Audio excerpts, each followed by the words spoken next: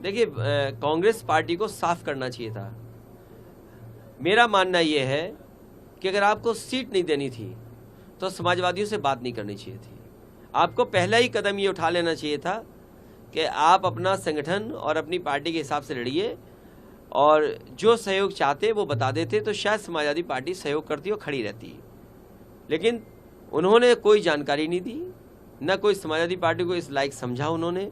इसलिए समाजवादी पार्टी वहीं लड़ रही है जहां पर समाजवादी पार्टी का संगठन और मजबूत प्रत्याशी। इंडिया गठबंधन से अलग हो गए आप?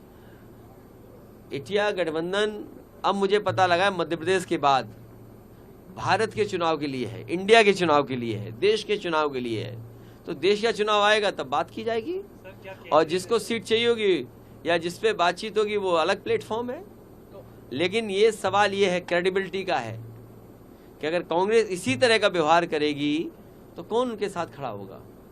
इसलिए मैं कोई राय सुझाव नहीं दे रहा हूं कांग्रेस पार्टी को, लेकिन देश के सामने बड़ी चुनौती है। बीजेपी बड़ी पार्टी है, बीजेपी बहुत ऑर्गेनाइज्ड दल है, इसलिए उसके मुकाबले के लिए कोई भी कंफ्यूजन किसी दल के अंदर नहीं होना चाहिए। अगर कंफ्यूजन के साथ आप चुनाव लड़ोगे बीजेपी से तो आप कामयाब नहीं होगे। कांग्रेस के बड़े नेताओं से बात करेंगे क्या आप इस संबंध में?